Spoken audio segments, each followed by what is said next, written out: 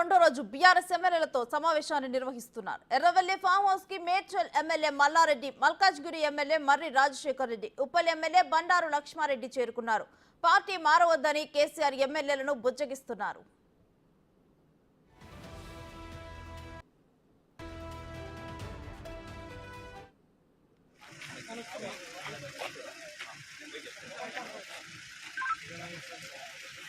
మీరు ఎప్పుడైనా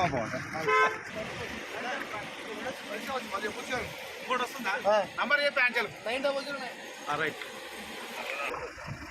తీతామే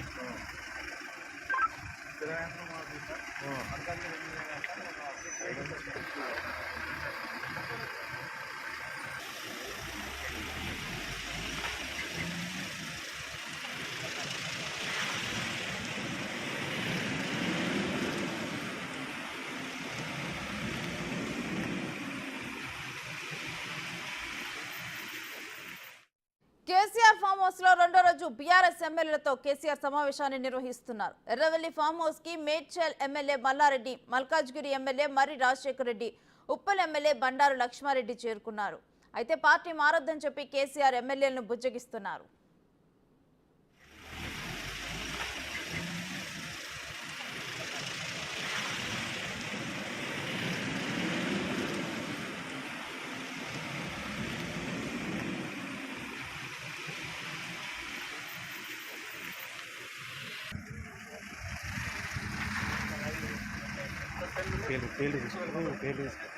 ఇదే అంశానికి సంబంధించి డీటెయిల్స్ మా ప్రతినిధి దుర్గారెడ్డి అందిస్తారు.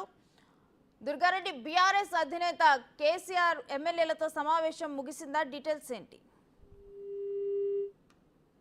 వస్తారనుకున్న ఎమ్మెల్యేలు మధ్యాహ్నం 2 తర్వాత రావడంతో 2:30కు మాత్రము రాష్ట్ర మాజీ ముఖ్యమంత్రి బీఆర్ఎస్ అధినేత ఎమ్మెల్యేలతో మాత్రం సమావేశం నడుస్తుంది. ఈ సమావేశానికి మాత్రము 8 నుండి 10 మంది అంటే కేసీఆర్, హరీష్ రావుతో పాటు 10 మంది ఎమ్మెల్యేలు కూడా హాజరయ్యారు. దీంతో పాటు మాజీ ఎమ్మెల్యే రసమై బాలకిషన్ తో పాటు హైదరాబాద్ సంబంధించిన జిహెచ్ఎంసీ కొంతమంది కార్పొరేటర్లు కూడా ఇక మీటింగ్ రావడం జరిగింది. దీంతో పాటు వ్యక్తిగత పనుల కోసం వచ్చారు, లేకుంటే వాళ్ళని కూడా కేసీఆర్ పిలిపించాడనే విషయం అయితే మనకి పూర్తిగా క్లారిటీ అయితే రాలేదు. కానీ ఎమ్మెల్యేలకు మాత్రం రాగానే మాత్రం ఇక్కడ మల్లారెడ్డి, అదేవిధంగా రాజశేఖర రెడ్డితో పాటు మిగతా ఎమ్మెల్యేలకు 7గురికి కూడా విడివిడిగా మాత్రం ఒక 10-15 నిమిషాలు చర్చలు జరిపి ఆ తర్వాత 2:30 గంటలకు అందరితో కూడా కలిసి భోజనం చేసిన తర్వాత మరో మీటింగ్ మాత్రం కొనసాగుతుందని చెప్పవచ్చు.